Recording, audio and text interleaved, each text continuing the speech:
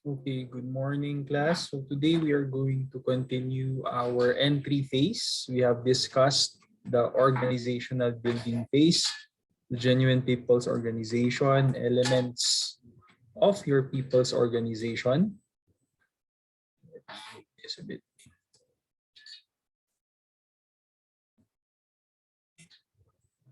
Okay, your levels of growth, sub-activities. Okay, so community making, formalization of vision and mission, ratification, organization, and of course your pre-activities we have discussed also. Okay, your come-on activities. Okay, as a continuation of your entry phase, we are going to discuss part 3, which is your training of different members, dry run, the communities, okay, the importance of community meetings. Why do we have to have continuous community meetings and consultations while doing our COPAR, mobilization of committees, and always, as we have discussed, the importance of ARAS. So the ARAS will be continuously done throughout the entry phase. Okay. We will also discuss the consolidation, strengthening, and sustenance phase for today. Okay, we will describe it. Okay, we will look at indicators, internal and external, to determine if the organization is getting stronger, getting weaker, if its activities are being effective. And we will also discuss the critical activities. So until dito tayo, okay, sa replanning, okay, in terms of our scope for our lecture for part 3 today. Okay, so yeah, the notes will be sent in your group chat. I will be going to my slides here. Slideshow. Okay, so NCM 113A, entry phase, part 3. So this is going to be a long lecture for the entry phase. So I think we will have 2 or 3 more parts. So aabot ko ng part 5. Okay, we were able to discuss ARAS, the activities that we do upon entering the community. And yes, it is the longest because it is this is actually already that application part. Okay, and of all the plan, including the planning and the implementation of our plans in the community. Okay, so in this part 3, we will talk about community consultations. Okay, why do we continuously do community consultations? What is consolidation? The strengthening and sustenance phase. So since this is the longest, what we call this longest part of the phases of COPAR, okay, it has to be strengthened, okay, in this part and must be sustained, okay, kaya sustenance phase. Okay, actually the community consultation part here is just a review. Okay, so why do we do community consultations? This is the very first of the series of meetings where the household representatives and the health agency, okay, your group of healthcare workers, of nurses, student nurses will meet together in order to formally know each other. Okay, so yes, we have already implemented the come-on activities. Okay, the initial activities we have already met. Okay, but similar to our courtesy call. Okay, the difference here is we are meeting members, okay, all the members, each representative of a household already. So there is already a bigger group, okay, a wider scope of the community. Each of the houses are represented already, and you really have to get to know each other. Okay, introduce yourself formally, informally, but at the same time, it is really getting to know each other. Okay, because these are not the leaders, not only the leaders of the community, but also the members of the community already. What do you talk about? You share visions. Okay, you share your mission, your objectives. Okay, you can discuss to them what do you want to do after the initial project you have done. Okay, what is the long-term plan. What are the long-term activities that you would like to implement? So you share your vision, your mission, your objectives in relation to the health and development based on the studies and researches that you have done in their community. But at the same time, when you say share vision, mission, and objectives, it is also them, okay, sharing to you what is their mission, what is their vision, what would they like the objectives to be. Okay, so this is not only one way. It has to be, you have to listen from them also. That's why it is a consultation. Okay. Objectives of community consultation. Number one, to get the people's collective ideas and feelings about the entry of your agency in their community. Okay, so yes, you've been there for how many weeks already? Siguro 2-3 weeks. Then you've implemented your initial or come-on programs already. Okay, so you were able to at least get a feel of how to do things in the community. Now, during the community consultation, you would like to get their feedback. Okay, so like we were, good afternoon everyone. We've been staying in your community for almost a month. We've already implemented a few come-on programs, initial programs. We would like to get your feedback, okay, your honest feedback, okay, about what we have been doing so far. Are we welcome in your community? Okay, so two types, two answers. It can be yes or no. Sabihin nila yes. Okay, we are very appreciative of what you do in our community when you do house to house with the programs that you have been implementing, or they can say no. Okay, so we know your intentions are good, but we do not really feel comfortable having you in our community. Okay, so medyo may abala, medyo you take up our resources, you take up our time. Probably there are other organizations, or sabihin nila, our barangay health workers are enough. Okay, so probably other communities will need you more. Okay, so in terms of collective ideas and feelings about the entry of your agency, especially whether the agency is accepted or not, dalawa lang yung answer dyan. Are you accepted by the community or not, based on the initial weeks that you have spent in the community? And you will only know the real answer to that if you do a community consultation.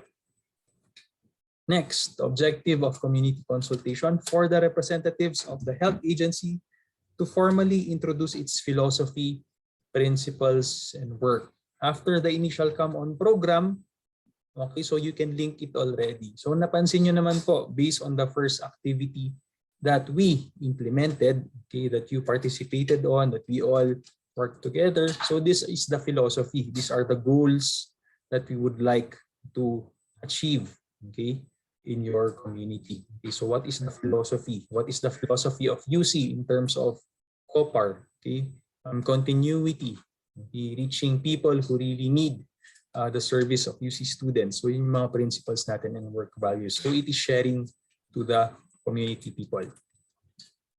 Okay, the preliminary study, okay, we will present the results. To present the results of the PSI, okay, what then are we going to present as results of the PSI? Remember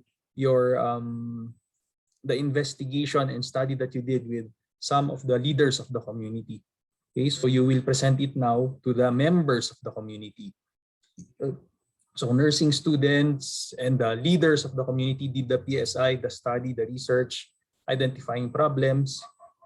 Now we are going to show those problems to the people, okay, to the community members. Why are we going to show them the results? Okay, to validate the data. So what do you think about the survey that we have done? Ito po yung results. So tama po ba na ito yung main problem? This is the priority problem. These are the problems that we have encountered in your community. Okay. Letter B, for initial analysis, to identify other concerns. So aside from the data that we have researched or gathered, what else? What are the other concerns that the people during the community consultation would like to share? And letter C, for the community to decide priority problems. Probably based on our computations, based on airway breathing circulation, based on different nursing concepts, we can have our own priority problem, okay, based on our own assessment. But it is more important to prioritize problem that the community thinks is of higher priority. Okay, so it is during the community consultation that the community will decide and give their opinion what are the priority problems based on our PSI. Okay. Another objective of community consultation is for the community to formulate its own vision of health based on the PSI. So we presented to them the problems, the research results, okay, the survey. Now we tell them, okay, what do you think is your health goal now? What is the vision of your community? So you let them formulate their own vision. Okay, you can facilitate it, you can guide them through it, but it's better if the vision, okay, or the objective in terms of long-term health comes from them. So you help the community formulate its own vision of health based on the data that you are presenting them during the community consultation. What else do you want to be objectives of your community consultation? You want the community to identify possible obstacles. Okay, so since you have a goal already, we have a problem, we have a goal. Okay, now we want to reach that goal. Okay? In reaching that goal, there can be possible obstacles. Obstacles that the student nurses and the clinical instructor may not see because they are not really from that community. Okay, like transportation logistics, resource logistics, saan natin kukunin yan? Walang ganyan sa barangay namin. Walang masyadong malayo yung hospital, for example. Okay, so let them identify possible obstacles that we cannot see. Okay. Also, we want the community to formulate solutions for the obstacles. Okay, if they are the ones giving the solutions, it is easier, or it is a what do you call this? The possibility that they will do the solutions is higher compared to when someone is giving them the instructions. Ito po yung kailangan niyong gawin para ma-solve yan. You can suggest, yes, okay, but it is easier if the community will be the one to formulate solutions, okay, from inside their box, from inside their community. Okay, and it will be easier for them to implement these solutions to take care of the obstacles that you will encounter. We also want the community to collectively decide on activities. Okay, so majority. You want the majority to decide. Okay, what are the choices? The choices can also come from the community. Okay, in terms of options, you can facilitate, you can suggest.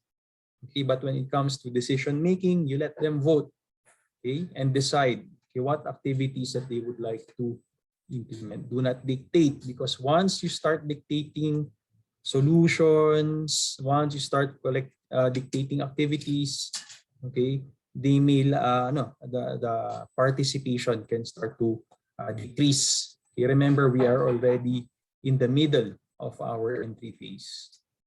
Lastly, you want the community to formulate communities and action plans. At the beginning of our entry phase, we were able to identify leaders, delegate leaders, okay, based on what we observed. So we went around the community, we saw that Kagawad ABC, Kagawad Jose, Kagawad Marites is very active. So we were able to identify potential leaders. Okay. At the middle of our entry phase, we want the community to formulate committees and action plans on their own. We can facilitate, yes, but if they are doing it independently, that would be a better goal. Okay, so these are some objectives that we want the community to do. What else are the objectives during the community consultation? For the community to share their beliefs, okay, about the characteristics and qualifications of a good leader. So you want them to voice out. You will facilitate. Okay, now that we have all these projects, we have all of these committees. Okay, yes, we have your barangay captain and kagawads, okay, but they also are busy, okay, with some of the activities within the community, within the barangay. Okay, so hindi lang puro health ang magiging focus nila, so we also have to have our own separate leaders for the committees that we are setting up in the community. Okay, so we ask them, what are the beliefs about characteristics and qualifications of a good leader. Okay, so yung mga projects that we are about to facilitate, projects that you have planned out, what do you think are the characteristics of a leader? Must be responsible, must be resourceful, okay, he must know the ins and outs of our community, must be friendly, approachable, etc., etc. So let it come from them. Okay, he must be respectful, okay, approachable, etc., etc. Okay, let the people dictate why, okay, and what are the characteristics and qualifications of a good leader, because we are choosing a leader. We want a leader to lead our committees, health activities in the community. Why must the characteristics come from them? Remember, we are facilitating. If we facilitate these ideas coming from them, we can use it.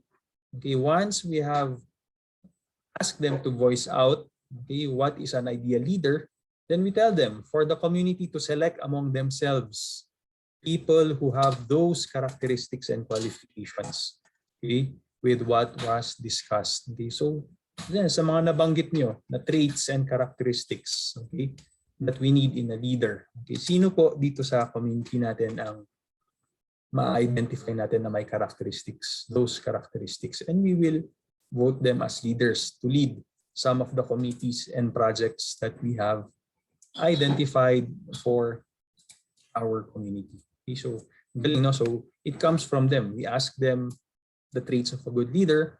Okay, we ask them what are the good projects.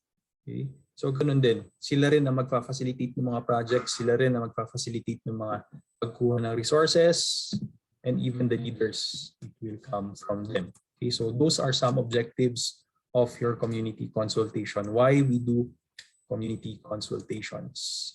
Okay. The next part is your consolidation, strengthening, and sustenance phase. Okay, this is the stage where we go back to the people's organization, your GPOs. People's organization has been fully established. They are functioning already. Okay, different committees are already capable of doing their own assessing, planning, implementing, monitoring, evaluating. Okay, so this is the consolidation, strengthening, and sustenance phase. Remember, this is in the middle of our entry phase already. So this is the long haul already. Kumbaga, this is in nursing. Ito na yung second, third, and fourth year mo. Okay, so ito yung pinakamatagal. You have to sustain, you have to strengthen, okay, your endurance and finish the race. Okay.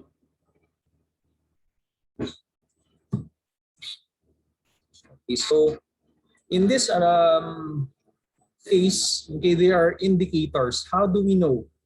How do we know that the organization is already self-governing? How do we know if the organizations that we have set up are already improving, getting better? Okay, so there are indicators.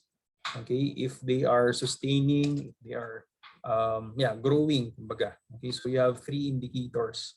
Okay, so in this part, we are going to talk about internal indicators, the indicators within the organization, external indicators, the indicators or key signs from outside the organization so that we will know that it is growing.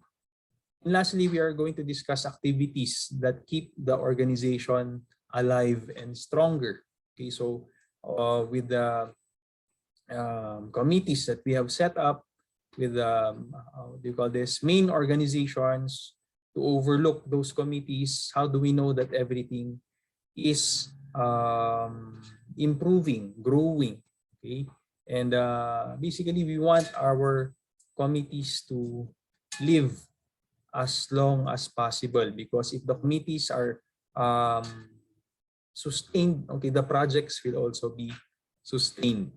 Okay, so let's start with the internal indicators. Okay, so attainment of the goal of social transformation as manifested by enhancement of positive values and lifestyle, positive changes of unhealthy beliefs, okay, the practices are improved.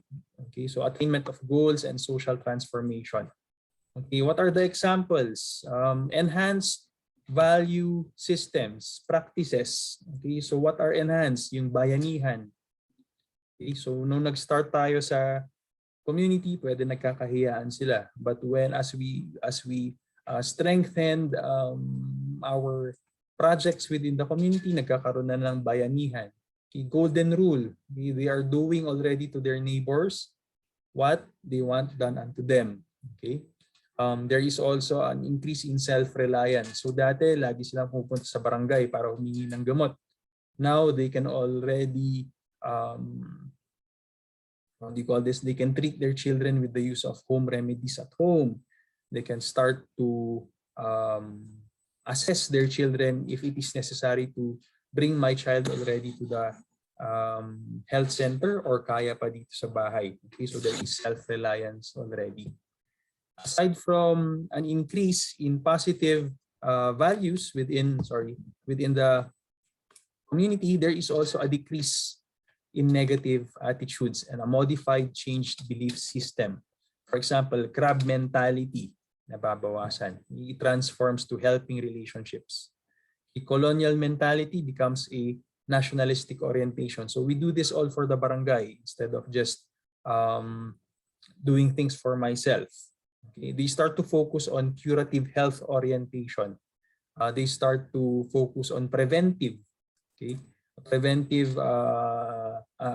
illnesses, okay, preventive methods of preventing illnesses, disease prevention, disease orientation. So mas nagiging aware sila sa mga illnesses kahit wala pa sa katawan nila. So it helps them prevent diseases. Negativism. For example, in terms of vaccine, kung negative ang connotation nila sa vaccines, nagiging positive na. They become more open-minded. They tend to listen more. Okay, so those are examples of attainment of goals by social transformation manifested by positive values. Nadadagdagan yung positive values, nababawasan yung negative values. Okay, what are the other internal indicators? Organizational structures. Ibig sabihin, the committees, the organizations that you have set up are more formal. They are decentralized. Ibig sabihin, there is no one specific person giving instructions to everyone. So it means that each organization, Group A, Group B, Group C, Group D, is being independent on acting on their own. Okay, so hindi na sila kailangang utusan. They are more, what do you call this, independent in terms of decision making and acting. There are a lot of functional communities. Okay, and if committees have to be subdivided, for example, o dalawa kayo, punta kayo sa bahay na yan. Kaming dalawa dito sa kabila. So that is subsectoring, okay, of your committees. Okay, so if the organizational structures are more organized and are more functional, okay, more active, you can see that these are internal indicators that your community groups and committees are growing. Another internal indicator, okay, is that the four major principles of COPAR are evidently being observed. Okay, so what are the four major principles of COPAR? Mass-based group building, consensus building, experiential sharing and learning, evidence of self-reliance. When you talk about mass-based group building, okay, here is where the leaders work with people and are capable of doing, utilizing resources, preparing project proposals. They are handling the ARAS activities on their own. What else? Negotiating conflicts, okay, mass-based group building. So the groups are able to fix if they have internal problems. Okay, they are building alliances and networks inside and outside the community, and they have developed their own value system. Okay, yung nagiging ayun nga, mas may bayanihan na, mas may cooperation na. Okay, that is your mass-based group building. Consensus building. So what are we trying to point out here? The decision is made by majority of the people in the community. So ano yung naka-benefit sa marami kung ano yung gusto, okay, ng majority of the people, that is what will happen. Because opposite ng consensus building is only the influential will decide. Okay? Only one specific person or a group of people will decide in the community. Ang gusto natin kung ano yung magbe-benefit yung karamihan, yun yung mangyayari. Ay, ang i-implement natin. Okay? Experiential sharing and learning. So you want the people to share their thoughts and ideas. Okay? Express. Let them share what their opinions are. Okay? At the same time, you want them to learn. Okay? Experiential learning, okay, is being able to learn from actual hands-on experiences while the activities are being implemented. And evidence of self-reliance. Okay? They become less dependent on the student nurses. They become less dependent on the barangay officers. Okay? But either they're able to maximize the resources already, or because they are learning more and more from the student nurses, is that they try to apply what they are learning on their own, okay, sa mga families nila. So that is evidence of self-reliance. Okay, other internal indicators, okay, if the needed resources are available. Remember, during the planning, sabi, what are the resources we need in order to implement, okay, the projects. Okay? So we know that the organization or committees are growing if, okay, the needed resources, okay, the resources needed in order to facilitate their programs are available. Okay, so you go, for example, in the clinic, nandun na lahat. Dati wala yung mga medicines, medical supplies, they don't have their teaching aids. But if the resources are available, you know that they are working and they are growing. Improved capabilities of health service provisions. Okay. If the health services are improving, of course, that is an indicator that the organization or the committees are improving. Okay. So dati, hindi marunong mag-BP yung mga kagawad. Pero since you train them, marunong na sila. So there is improved capabilities of health services. There is a dynamic relationship among leaders and members. Okay, so remember, you are in the middle. You want the members to approach the leaders and express their ideas. And you also want the leaders to feel approachable. Okay, so gusto mo, despite being leaders, you want the community members to know that your leaders are approachable. You can talk to them. Okay? You can ask for help directly from them. And there is a relationship already. Okay? You know that the committees and the community is improving and growing. Other internal indicators. Learning insights are derived and put into practical daily use. One example is your ARAS. Action, reaction, action setting. Okay, so what are we going to do here? Excuse me, sorry. Remember, after every ARAS session, after community consultation, there are insights to be derived. If those insights are placed, okay, into action, okay, those the insights are included in the plans. The insights are applied for improvement. So we know that these are good internal indicators that the committees and the community is growing. And lastly, leaders and members are capable of doing advocacy work on their own. Okay, so they don't need already the encouragement of the student nurses, okay, and the clinical instructor or the whatever organization, okay, para gumalaw sila. Okay, they are motivated already to do health activities on their own and advocacy work, promoting the programs, okay, that they have implemented and planned for about the health of the community. So sila na mismo yung gumagalaw. If they are moving, the leaders and the members are moving on their own without you telling them to, it means that, okay, the community is really improving. These are internal indicators. Meron pa ba? Yeah. Positive improvement of health indicators. You can see that there is a decrease in the number of dengue patients. There is a decrease in the number of animal bite patients. There is a decrease in the number of, there is an increase of those having their children immunized. Okay, these are health indicators, positive improvements in indicators, specific numbers. Okay? Nagiging mas malinis, okay, yung community. If that is an indicator, yes. Kung plano, if that is a problem that you have identified when you came there, ang daming kalat sa kalsada, okay? Ngayon, nababawasan na yung mga basura, okay, that is a positive health indicator. Letter J, the quality of life of the community folks have improved. So nag-i-improve na. Dahil nag-i-improve yung health nila, of course, all in all, their life will also improve. Nag-i-improve yung mga relatives nila, hindi sila nagkakasakit. Of course, they have more time to work, they have more time to study.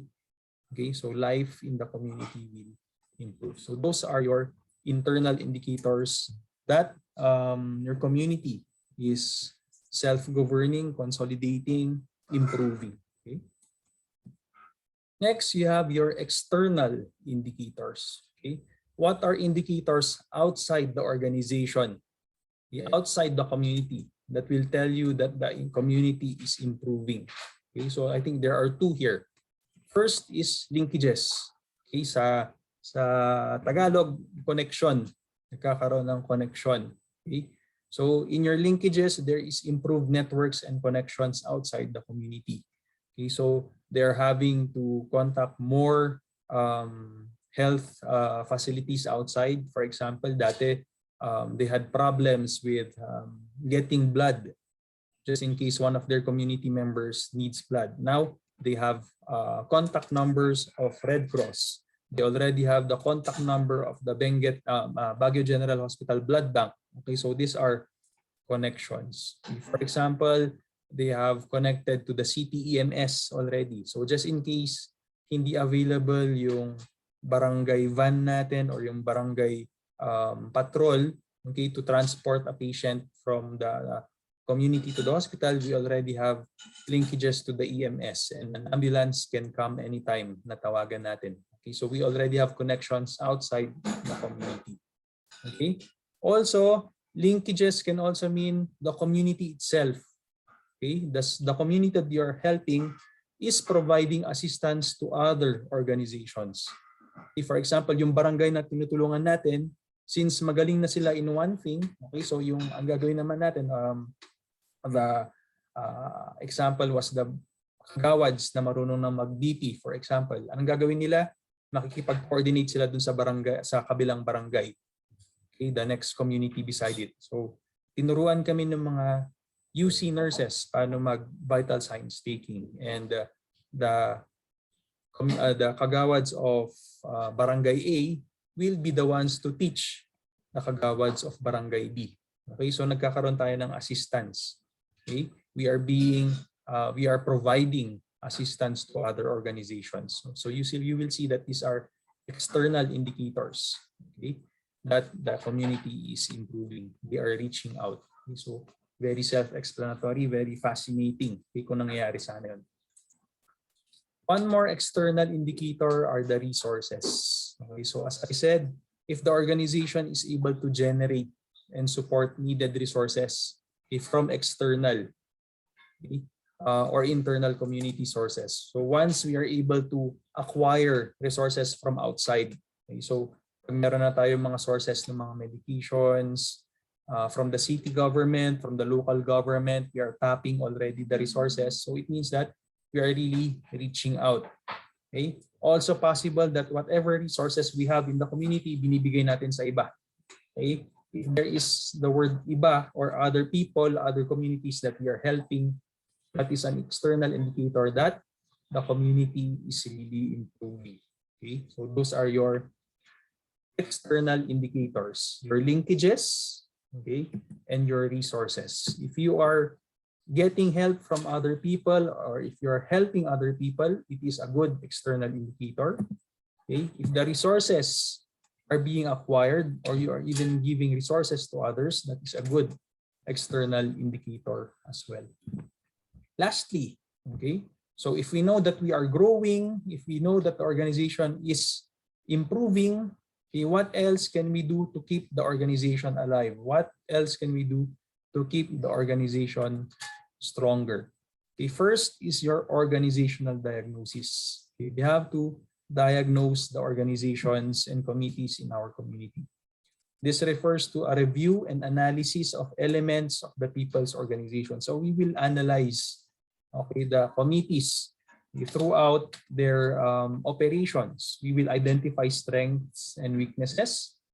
We will determine if an organization is growing and improving, and identify ways of enhancing the organization. So, what are the ways that they are growing and improving? Kumbaga sa estudyante, sa math lang ba siya gumagaling? Or gumagaling rin siya sa anaphysio? Gumagaling rin siya sa pathophysio niya?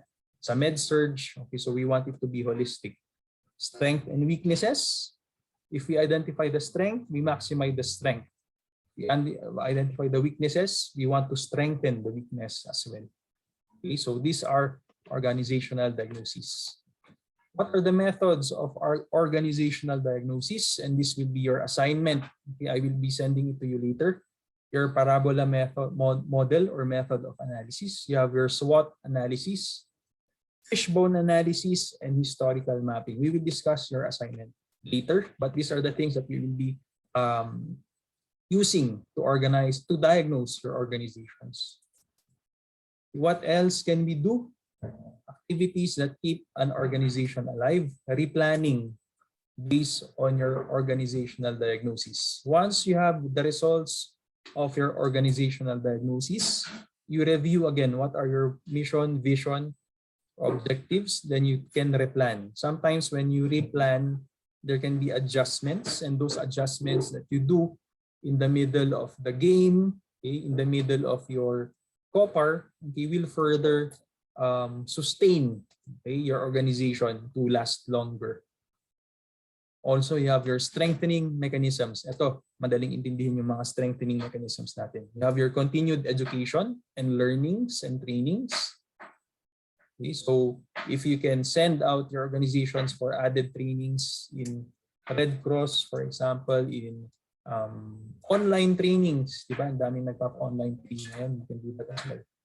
Okay. Also, we can continue motivation and mobilization. Continue giving them work outside. Okay. So, i-deploy mo sila ng i-deploy, okay, para they are active. Continue motivating them that they are doing good and improving. And value clarification. We have to go back to our values. We have to go back to our missions and visions. Okay? Para alam natin, are we still doing things based on our mission and vision? Okay, that is your strengthening mechanisms. Sustaining mechanisms, developing second liners of core group members in the barangay workers. For example, we will, kumbaga sa basketball, meron tayong first five, meron tayong second five. If we have already identified a first group of leaders, we can identify and train a second group of leaders. An example, if we have trained already the kagawads, who will be the future of the barangay? Of course, yung mga SK, kunwari, okay, we can train them as well. Okay, that is the second line or the next future of members in the community. Barangay workers, the youth, okay, yung mga they call these yappies, young professionals. Okay, sila yung mga next na pwede natin i-train. And identification of next projects and resources. Once we talk about next projects, once we talk about next outings, saan tayo pupunta next, anong gagawin natin next, ano yung papasyalan natin next. Okay, so it becomes motivating for the people to look forward in the future sa mga ma-achieve pa ng community natin. Okay, that is your I'll go back to the first slide. Okay, that is your community consultation and your consolidation, strengthening, and sustenance phase. Let's go to the assignment. Okay, because what did I say earlier? One of the important things that we will be doing in the sustenance phase is okay, to do organizational diagnosis. Okay.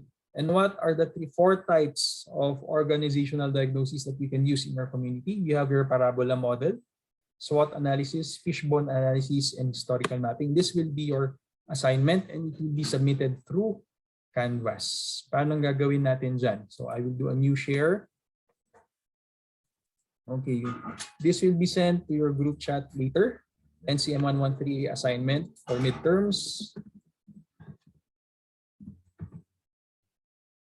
Okay, so name, sulat nyo, section, group, date. So this is an individual assignment and it will focus on your methods of organizational diagnosis. Okay. Instructions, define in your own understanding. Okay, I know you are going to read it from Google, but I want it to be defined in your own words. Okay, basahin mo sa Google, then what is your own interpretation? Okay, define in your own understanding each method of organizational diagnosis. Okay, and make an assessment based on the different organizational groups you are included as specified in each method. For example, okay, what is one organizational diagnosis is the parabola analysis. In my own words, this is how I define parabola analysis based on what I read on Google. Okay, so I read on Google, tapos I tried to analyze, and this is my interpretation of the parabola analysis. Parabola model helps me mathematically analyze exact values, numbers based on gathered numerical data in a study, like when we gather information in a community. How then will I use those numbers? Okay, through the numbers and parabola analysis, I can also forecast the future. Kung ito yung number nung mga people na nag-participate nung previous activity, and if I do more effort in inviting, okay, I can expect that there can be a greater number. So that is just a basic parabola analysis. Okay, the greater the effort, the more participants. The more vaccinations, the lesser, okay, the people who will be hit, number of infants to be hit by different diseases. Okay, that is your parabola analysis. Okay, what is the organization? The organization stated, for example, for parabola analysis, ang nilagay ko self. Okay, how can I use parabola analysis in myself? I can apply parabola system analysis in myself by analyzing how much I can save with my allowance, for example. What are the mathematical numbers? How much I am given based on how much I spend. So based sa binibigay sa akin, the less I am spending, for example, mas marami akong masisave. Okay, so that's your parabola analysis. I can also do parabola analysis based on time. Okay, how much time do I have for the whole day? Okay, how much can I spend more on leisure? Kung bawasan ko yung online study ko, will I have more time for leisure? Will I have more time playing Valorant, for example? Bahala kayo. Okay, but that is your parabola analysis. If I adjust the numbers, okay, my hours, I will have more time for sleep. I will have more time for Facebook. I will have more time doing chores. Okay, that is your parabola analysis. Okay, so that is my own answer. Okay, binigay ko na. I answered, for example, I already gave you an example. You can change your answers or you can retain that. Okay, for parabola analysis. But yung SWOT analysis, you do it on your own already. SWOT analysis, basahin mo sa Google. Okay, then define it on your own. What is SWOT analysis? Then how can you apply SWOT analysis in your organization, which is your family? Fishbone analysis, read in Google what is fishbone analysis. Okay, define it in your own words. Okay, and how do I do fishbone analysis as a member of my school in classroom? Okay, in my school studies, in my school plans, how do I apply fishbone analysis? So write it there. Last is historical mapping. Okay, historical mapping in your organizational analysis, define it. Okay, then read it, define it on your own. Okay, tapos how do I apply historical mapping sa group namin? Okay, how do I improve my group based on historical mapping? Ano ba tayo nun? Ano yung alam natin? Ano yung mga nagawa na natin that help us, okay, in the past, nagawa natin sa past that helps us become a better group in the future. So how do you do that? Okay, in your duty group or in your class groups. Okay, so apply historical mapping. And the last question, which among the 4 organizational analysis methods do you like most? Okay, which seems to be more effective for the use in the community as a student? Then explain your answer. Okay, save the file, write your answer, save the file, then send it on Facebook. Okay. New share. I'll go back to my slide. Escape. Go back.